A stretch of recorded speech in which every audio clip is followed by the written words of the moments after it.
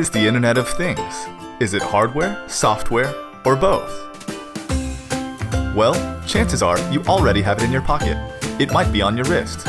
Recently popular are fitness bands with accelerometers and gyroscopes to monitor our activities and heart rate. Now we have smartwatches which do all of that, play music, and they can answer messages. Smartphones and tablets have replaced maps, secretaries, alarm clocks, entertainment, and now they can control our homes, change the TV, the temperature, security, and lights all from your device. Our cars are even getting smarter with sensors to keep us safe. The Internet of Things is simply using technology to mimic the human experience and simplify life.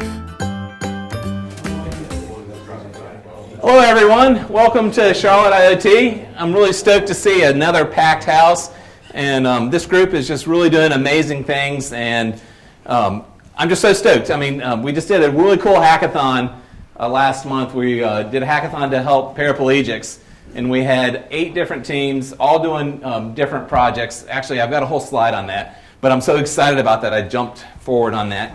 A little bit about Charlotte IoT. We're almost 1,000 people, so next time we have a meeting, we'll have to celebrate that we broke 1,000, because I think that's huge. And there's that many cool people in Charlotte. And not even Charlotte, but people travel from Raleigh. We have at least 2 people here from Raleigh. Raise your hand if you're from another city. So, and South Carolina? Yeah, Spartanburg.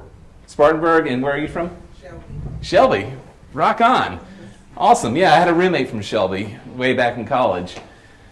So our group is all about learning, and we do all kinds of technical presentations and hands-on hackathons like this hack event tonight. And so we're really about, it's for everybody to learn. It's for the newbies, it's the novices, it's the wizards, it's everybody to come. And then this group is also really good with helping some of the more junior people. The senior people are also really helpful. So if you don't really know what IoT is, it's perfect to come and learn, because there's lots of senior people here who love to teach. And the reason this group is just amazing is everyone on this list here. They make everything happen, and it's way more than a person. It's a whole board of people, and we do weekly, when we did the quadriplegic hackathon, we had lots of meetings on that, and we do monthly meetings for the board. It's just, everyone is just really amazing and helping out in random amazing ways. And we've got a YouTube channel, and Joseph is our YouTube expert, and he's streaming us live. And so we always get maybe 30 or so additional people to our meetings to watch it live while we do our meetings. And then what's really cool is if you have a question afterwards, go back to YouTube, and you can play it 100 times if you've got a question on something until it finally sinks in. It's really amazing. And it's really easy to remember the YouTube channel. It's Charlotte IoT. So we did really well in getting our first 100 subscribers so we could get a YouTube channel. So thanks everyone for becoming a subscriber.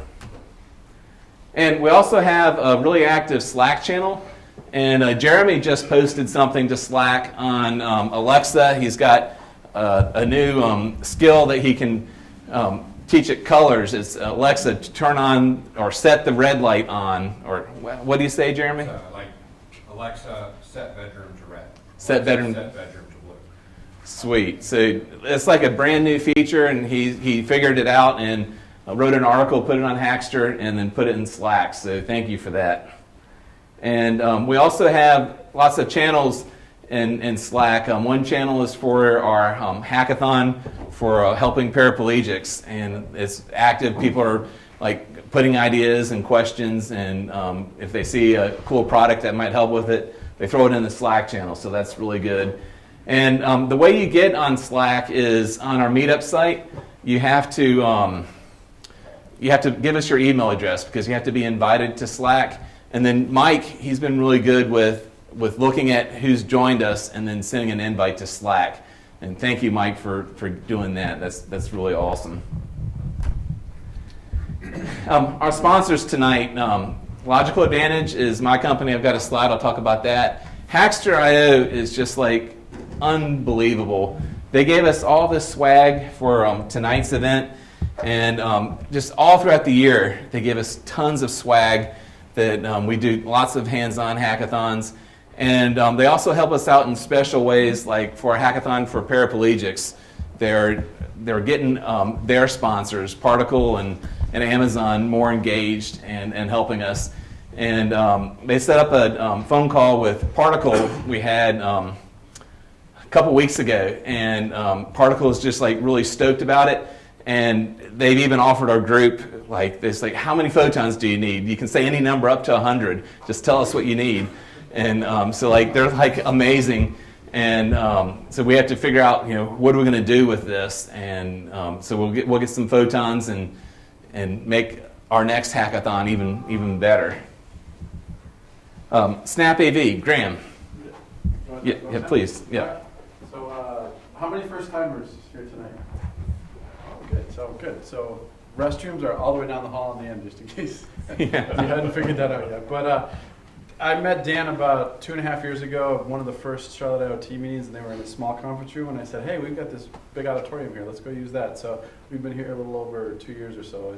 And SnapAV is a company that manufactures audio and video equipment, and about 3.5 years ago, we started building an IoT platform called Oversee, which we now just passed around half 500,000 devices that are connected to our IoT platform that allow our customers to remotely manage and control all of their equipment in people's homes. So we were very excited to partner with you guys, and we've had a great couple of years. And SnapAV is always hiring, usually a lot of JavaScript type people, and Graham's done talks on like really cool architectures on how they scale this to 500,000 millions of devices, and just really sweet stuff. So thank you, Graham. You guys have been awesome.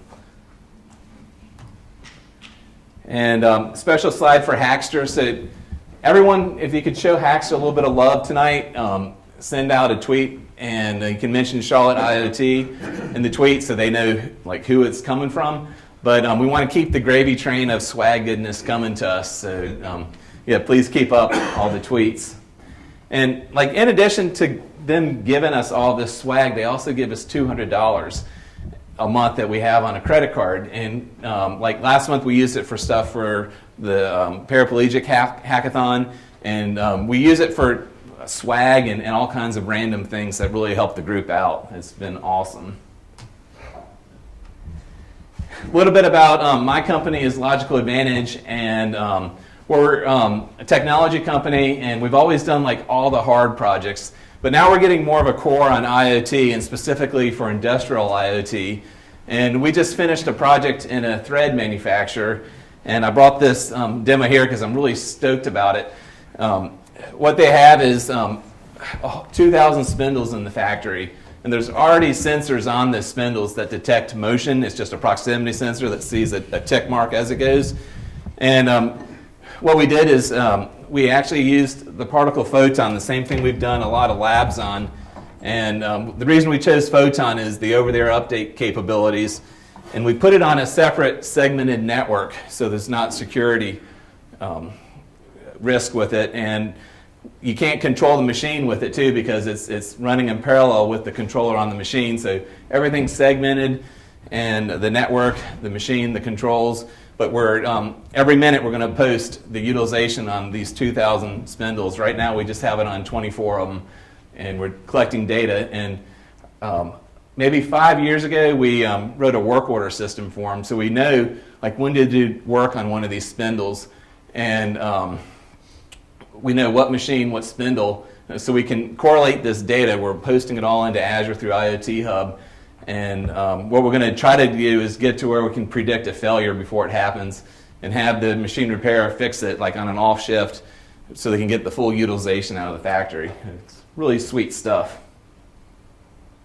Oh, and I put a barbarian in the picture up there too, because I think that's like awesome, because we got our cheap hardware with our cheap version control, like that we're taking over, flooding the gates with our barbarians, whatever. So that's what that picture is up there.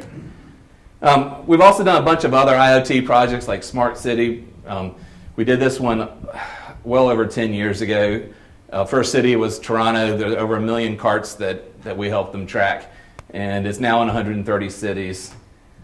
we've done a bunch more. I'm going to jump through the rest and get on to the good stuff. But anyways, about Logical Advantage, we're like really stoked about industrial IoT, and we're like growing that side of our business. And so keep us in mind too if you guys ever look for jobs, or if you guys have projects, we'd love to help with them. Here's our civic hackathon, and we had an amazing Saturday. It was like I was expecting people to show up for just a little bit of time, but what happened was a whole bunch of people showed up and they stayed for the whole event. Because we knew it was Saturday and everyone has things going on, but it was like really amazing how many people stayed for such a really long time. And because we're making a difference, we're making some really cool things with 8 different projects. And Mike actually finished his team, the team that he led, finished their project, which was running a particle photon to use pulse width modulation to control the temperature on the. We have a motorcycle jacket that plugs into the wheelchair, so we can make it hotter or make it colder. And if you guys don't even know like the story behind this, it was really cool. We did a talk in January about Alexa doing speech controls, and Ben, raise your hand, Ben. I know I saw you there. Yeah, Ben. He's got a friend of the family who is paraplegic, quadriplegic, can't move anything below his neck. And so, yeah, right there. And if he gets hot in the middle of the night, he has to ask his wife, "Can you please, wake her up? Will you please move the blanket?" Or if he gets cold, he has to, he doesn't have controls of the blanket. So through Alexa, we can really easily give him this capability to control his environment better. And then also in the wheelchair, we're custom building things with the Echo Dot and controlling a motorcycle jacket temperature and a fan. And we're 3D printing stuff. Is Mark here? Yeah. So Mark's like the 3D printer expert, and any idea you have, he's just coming up and printing it out. Like if you say, "Hey, the fan's too big, can we print something that's a little bit different?" Then he's like, "Sure." But tell me what you want. yeah, it's amazing. So it's like a new style of manufacturing. Whatever you want, it can be done, which is pretty sweet. And so we're going to do some follow-up events because we only had a couple of teams. Mike's team finished, the power supply team finished, but we have 8 projects and there's still more work to be done. And so we're going to do follow-up events and get it installed for these 2 people. It would be awesome. Nick and Sean are the 2 people we're helping at first. And then we also did the UNC Technology Expo last month, and it was really just a booth that we had, and a whole bunch of people came by and a whole bunch of like STEM activities. It was really important to do things like this to get everyone engaged on like really cool, how cool Charlotte IT is and STEM and whatnot. And we've got a huge event. So if you guys aren't registered, whip out your phones and register for this immediately. It's the 18th, and there's 2 meetings on the 18th. The 16th. Yeah, good thing it's up there. There's 2 meetings on the 16th. It's Industrial IoT Day, and it's at the NASCAR Hall of Fame. And for the evening event, it's like not only is that NASCAR Hall of Fame, but there's like alcohol and like networking and meetings on industrial IoT. And then during the day, there's 2 tracks of like technology talks. And but the day tracks cost $99. It's the evening talk, the evening like rah-rah big riot meeting where we'll have 300 plus people at it. It is free. So if you can't come during the day, then make sure you sign up for the evening. And also I put up a meeting on our site that links to these 2 events, and everyone's adding themselves to the waiting list on our site. You can't register on our site. You have to register on the Riot site. So if you're on the waiting list for us, that doesn't matter. Click on one of the links from the website to get to the Riot meetup site and register there. And just a little bit of background between Charlotte IoT and the Riot Group is we're a chapter of the Riot Group.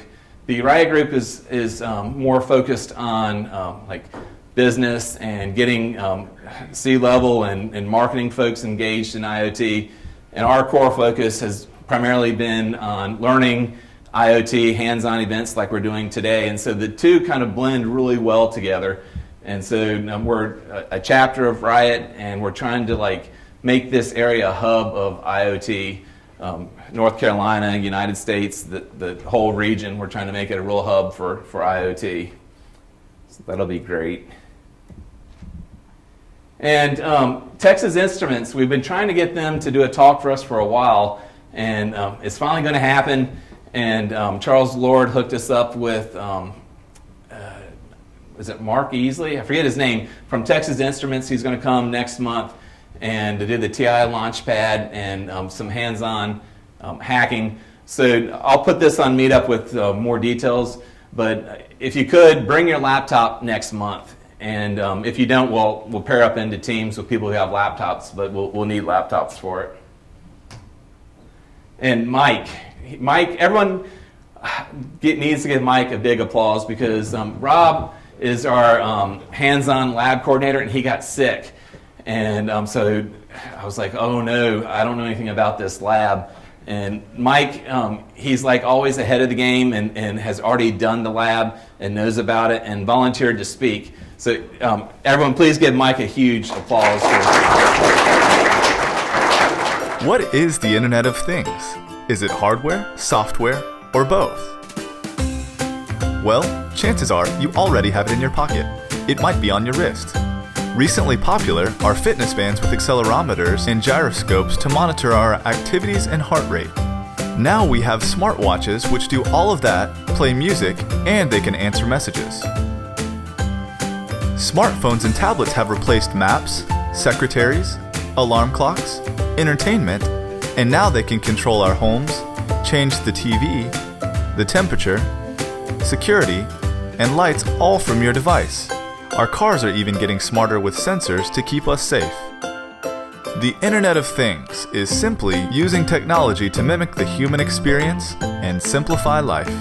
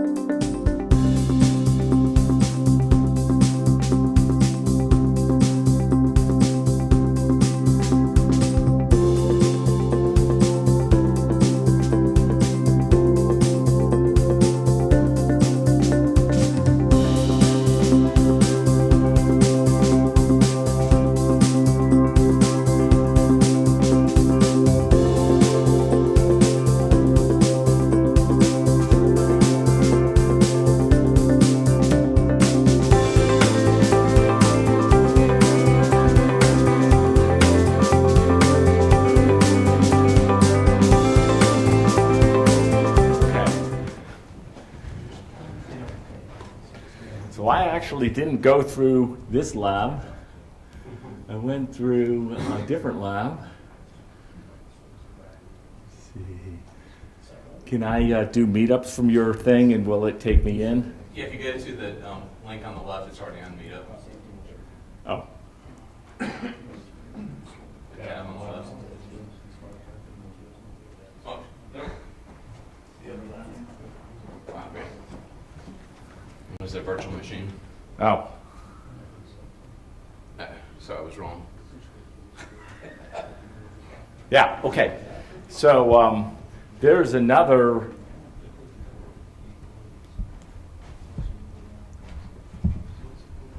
Let me start from the beginning.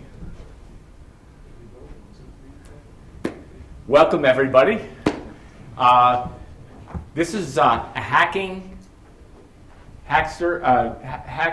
Charlotte IoT meetup instead of a lecture IoT meetup.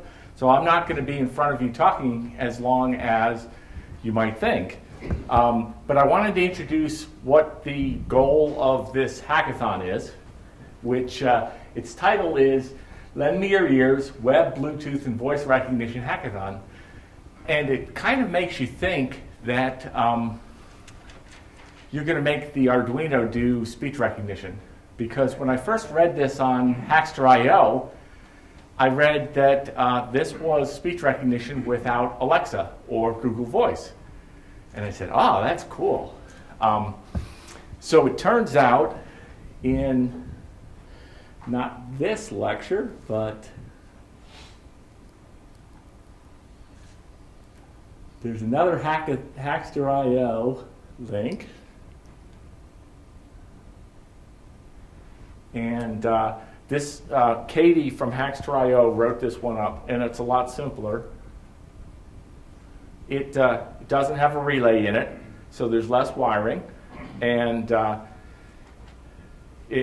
think, as it turns out, maybe the soldering has already been done at when we did Nick's hack, right? Mm-hmm. So you might have, in fact, less assembly work tonight to do than Katie's. But she had some LEDs to blink. And she wrote a speech driver. So we're gonna, I think what I want to do is combine both of these, because I understand her workshop better than Alan V's workshop. But what Rob was going to talk to you about tonight is this Lend Me Your Ears web Bluetooth voice recognition. And it appears to have all the parts needed.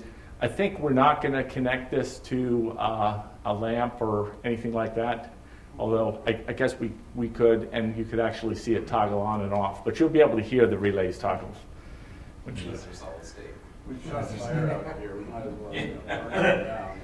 Yeah, actually, if I thought we were going to get the breadboards and the LEDs, because it's a lot easier to watch that. But the intention of this is to be able to do with a Bluetooth app on your phone or your laptop if you have Bluetooth from your laptop. Apple laptops, the Macs, have something called GAT, and BLE is built into the Chrome on the website. If you want to do this on a Windows laptop, you'll need to have a Bluetooth adapter, and you'll need to do some special setup and enabling on your Windows Chrome browser. There's actually instructions in Katie's setup for setting up a Mac or setting up a, let me go back to Katie's. Setting up a Mac or setting up a iPhone, or you can even do this on your Android phone. There's an app that she's got built with the voice app. And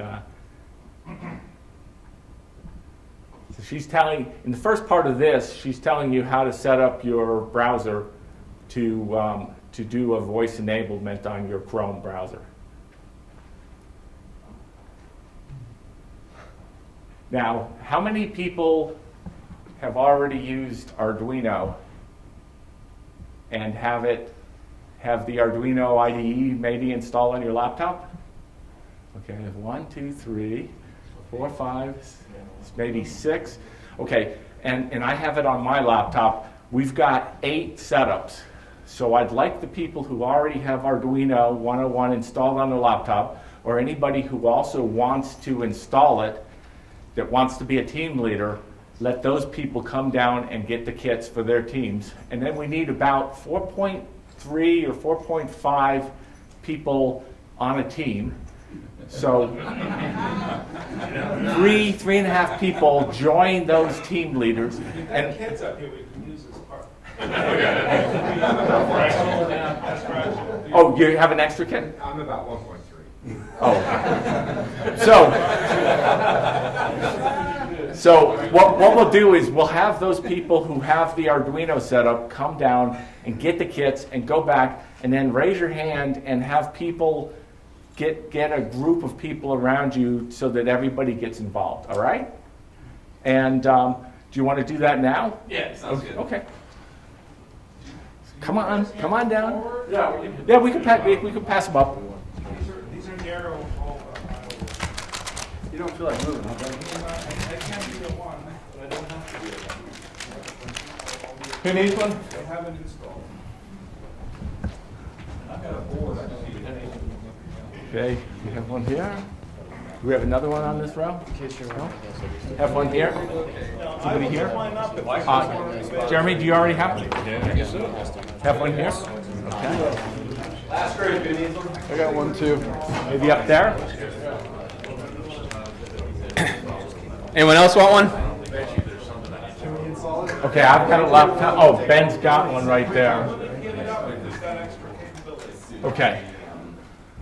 Okay, so raise your hands if you have the kits, and then people join those groups and look over the shoulders of the probably big part is I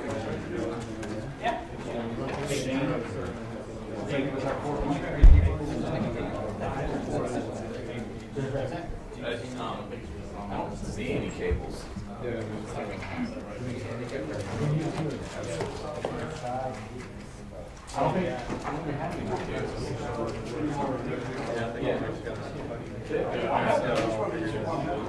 don't know. I got the idea. Does anyone have two cables?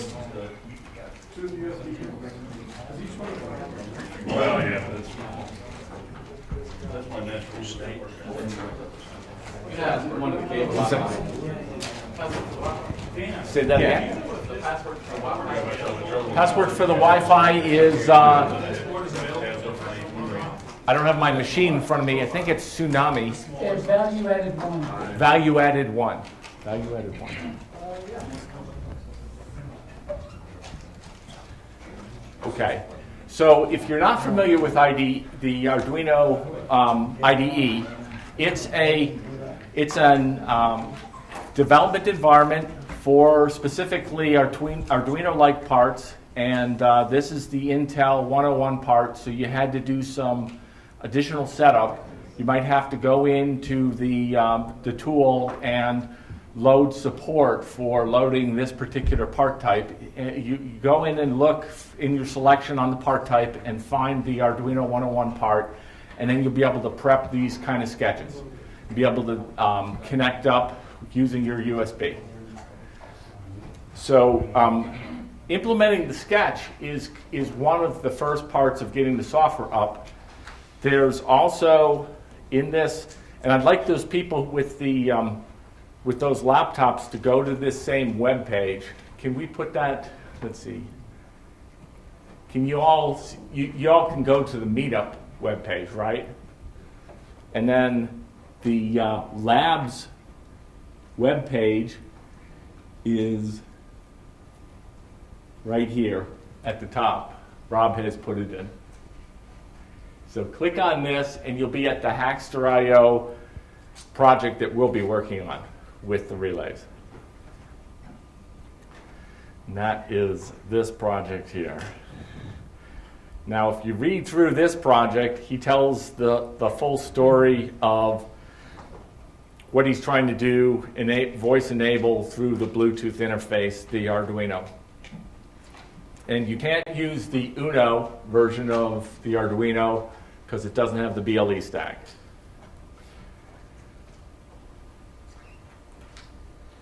Let's see, Arduino. somebody else apparently beat him to it. That's what this addendum talks about right here, is somebody else did the exact same hack as him. So he talks about the hardware in this section, and then he talks about web Bluetooth right here. And web Bluetooth isn't fully developed and isn't baked into everybody's browser. So you're going to have to, if you want to drive this from your browser and speak into just your browser, you might have difficulties in getting the Bluetooth interface set up. I've gone to the app. On my laptop, I can bring up the app, but I don't have a Bluetooth interface, and so it's not going to find any devices. But it just worked on Chromium 5.8. So that was the latest version of Chromium for Windows. So that just worked, and I think the Chrome browser, Google's Chrome browser, will work with Bluetooth API. And so if that doesn't work, get out your smartphones and use your smartphone and bring up the same page. Patrick? There is a flag you can enable in Chrome. You go to like Chrome//flags. To put on advanced. Yeah. And I probably have done that. That's probably why it works for me, is advanced enablement maybe. So when people have questions at that point, go to see Patrick. He knows exactly where to go. And by the way, for this hack tonight, we'll at some point, I'll say start. You'll grab the boards. Maybe you're already disassembling them. You've already gone to the web page and you're starting to stack them up. And then the next step is to go to the IDE, get it connected with your board, get the IDE's sketch from this page, or I think this page refers to a GitHub. So we'll bring up the GitHub. And Katie's page just has the same code at the bottom of the page. So if you go to that other link in my comment in the meetup and bring up Katie's hack, at the bottom of her page, that Arduino sketch is the source code at the bottom. And then what you'll do is you'll just copy that and paste it into your IDE, and then you'll have to change a couple of things so that we don't all collide in the same Bluetooth namespace. Does that make sense? What I did on my 101 was did the Arduino blink sketch and changed the timing just to make sure my ID was uploading, because the 101 and the Genduino or whatever, they sometimes don't like to communicate and you have to download the library. So a good test is to do the reference blink sketch and change the timing to make sure. Okay. And unlike the Photon, I don't think there's like a little Tinker app. So you can't just download a sketch. What you'd have to do is you can Google the Blink app for Arduino. So Google Arduino Blink, and then you can take that sketch and load it in there and get a check out of your board, because the little light on the board will work. Let me see. Okay, interface with the relay.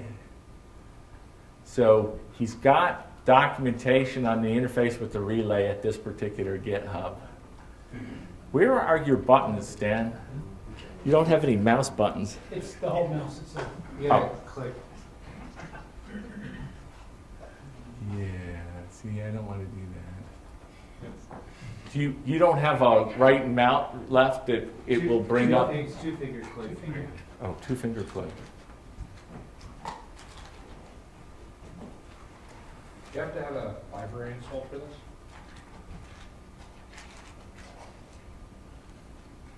Yeah, Probably just a query. I think there'll be an include at the top of the sketch that will indicate if there's a library. I didn't see. there is. Okay. BLE, I think is what you need. Yeah, and then if he doesn't, you know what? At his GitHub, he's going to have the various components of this. So he's got his website.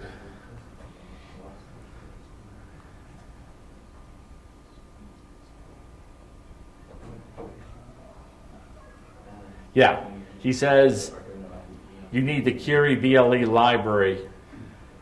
So there's an Arduino CC guide, Arduino 101, or Project on Hackster points to that.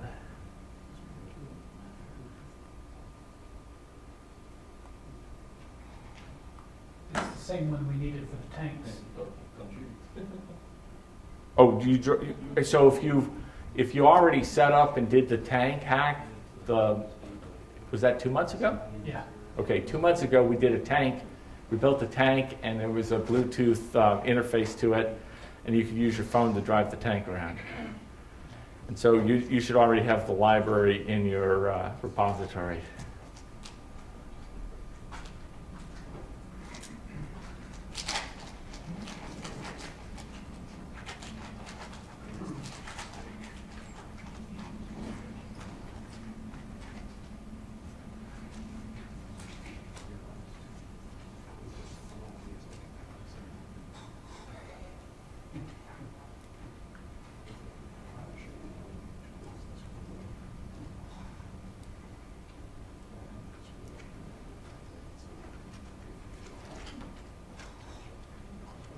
Okay. So this page has, this is the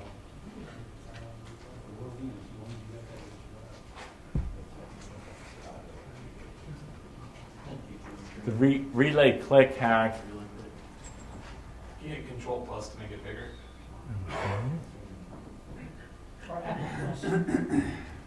Apple Plus? Mm-hmm. Yeah, that's one plus. It's in a Windows VM. It's not on Mac, but it's in a Windows VM. Control. This is completely these keys are, in case you're wondering why I'm so slow on this laptop, these keys and interface is completely different. I can't figure out how to get a right mouse button click that will allow me to open a second window. What I usually do is open 20 tabs or 30 tabs. Just drag one of the tabs to the window edge. Hold. Yeah. You want this one on the left? No, I know how to drag tabs around. That? No. What do you He want? wants a new tab. No, when there's a link embedded in the page, I want to be able to open it as a new tab. I'll show you how to do that. Okay. Like this link? Yeah. Hold 2 fingers down and then say open a new tab. Where's hold 2 fingers now? Just 2 fingers touch. Oh, touch 2 fingers.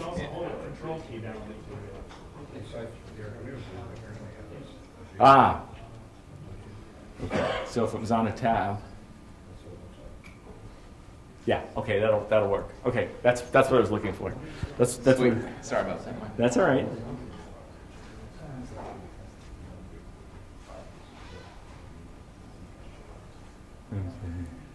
So Katie's project is laid out a lot lighter, and the only difference is that Katie is driving LEDs instead of the relays. So she's using the exact same sketch, and by the way, at the bottom of Katie's project, instead of going to the GitHub, she's put the code for the sketch in line.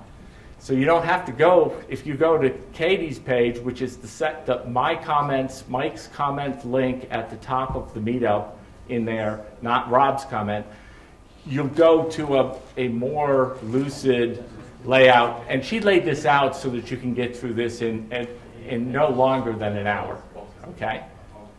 At this point, are there any questions about the intent of what we're doing with the Arduino? No? Good. So the next part of this is now the Arduino has a Bluetooth interface, and the way this sketch works is it activates it. That library, you set up a name, so you're going to need to go into the sketch and change the name from relays to something unique to your team so that you can find your team's BLE to connect to instead of somebody else's team. Because it's no fair driving somebody else's relays, making them think that something's gone wrong. So the next step of this is that BLE library will allow you to connect with a web interface. So what Google has done is in the Chrome browser, and it's a new web spec, is there's a GATT BLE interface from the web pages. And I think Alan V has created or has the same link to the web page, but Katie's definitely has a link to a web page to control both relays with voice. So once you click the big Bluetooth button on the page that Katie's got, you'll be able to name the words that you want to recognize to control in her case, the LEDs. In Alan V's case, it's a relay. You'll be able to name the relay, and I think he's got several specific names. So let's go back to his hack. When he talks about what he does for the voice, there's his sketch, and his turn on and turn off. And now he's talking about his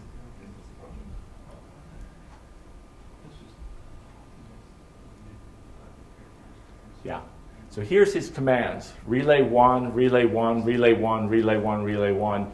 His relay 1 with no space, a 1, or lamp is going to be his commands for hitting relay 1 in his sketch and activating it or deactivating it. And then when he says 2 or 2, that's going to hit the second relay. Does that make sense? So you can actually go in, you could go into the JavaScript on this and run the JavaScript code. Now, I don't think we're going to do that. I think we're going to probably go through Katie's code because she's already got it set up she's got it set up so that you can, on her web page, rename what you speak and control relay 1 and relay 2. And she's got it laid out in a nice spot. And let me show you that page. So.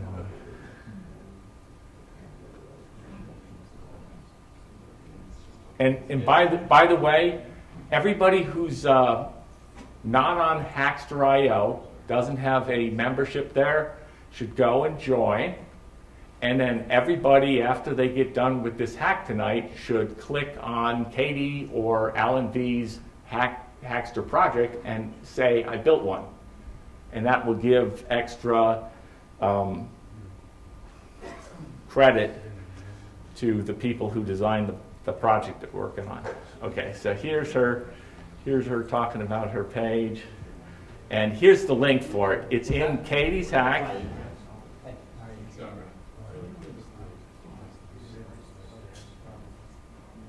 And I got a new tab open. That's wonderful. And then this is Katie's hack.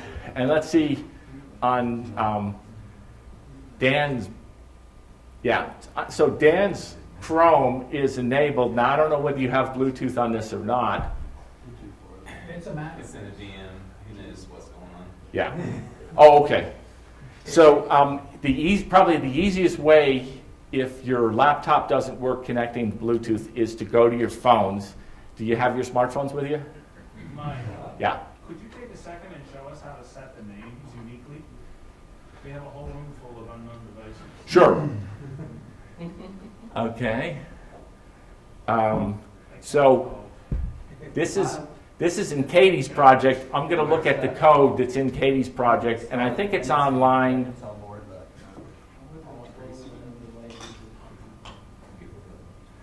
You don't have? Do you have scroll buttons? Do you have page up and page down?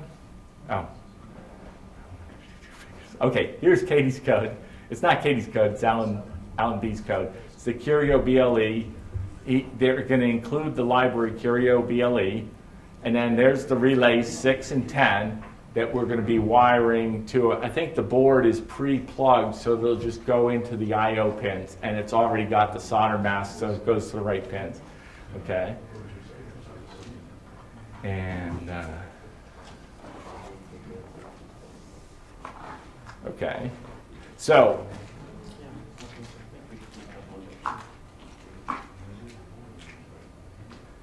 Here at line 126 in the code is set logical name relays. and you can make that 8 unique characters, only up to 8. I don't know whether it's unique up to 8 or if you give it 9 characters, you'll blow the library. Okay? And then the recognizer and the speech recognition is done in the website. Does that answer your question, Ben? Well, it gets it started. Okay, good. Patrick? I was going to say, once I connected to it, I've changed the name, connected to it, it shows up as something else. As like Arduino 101-85E1, for example. I don't know, since I didn't do this lab myself at home, I don't know whether that's appropriate or not, but I think it is. I think what it's just doing is giving you an information window of what it connected to. So that makes sense, okay?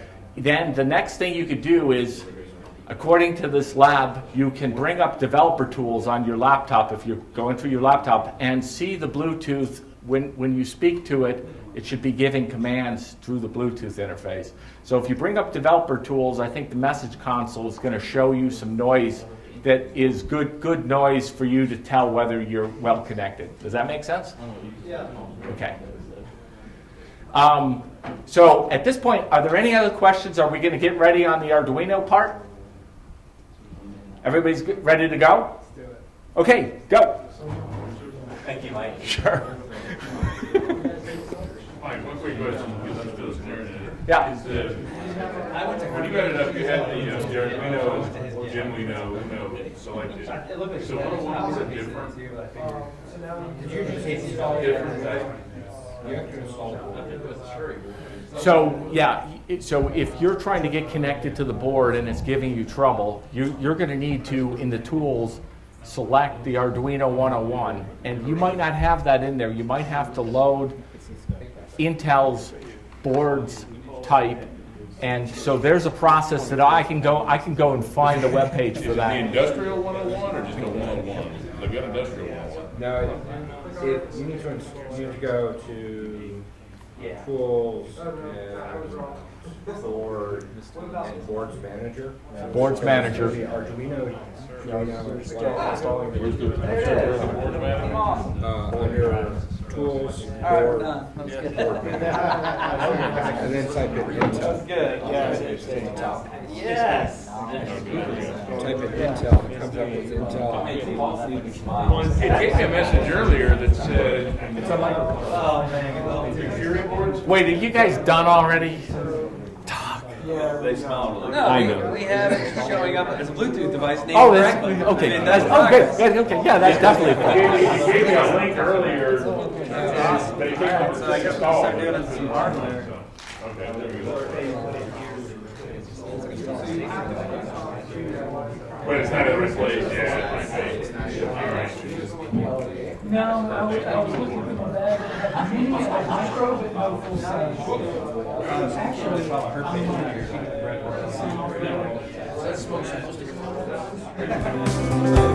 What is the Internet of Things? Is it hardware, software, or both? Well, chances are you already have it in your pocket. It might be on your wrist. Recently popular are fitness bands with accelerometers and gyroscopes to monitor our activities and heart rate. Now we have smartwatches which do all of that, play music, and they can answer messages. Smartphones and tablets have replaced maps, secretaries, alarm clocks, entertainment, and now they can control our homes, change the TV, the temperature, security, and lights all from your device. Our cars are even getting smarter with sensors to keep us safe. The Internet of Things is simply using technology to mimic the human experience and simplify life.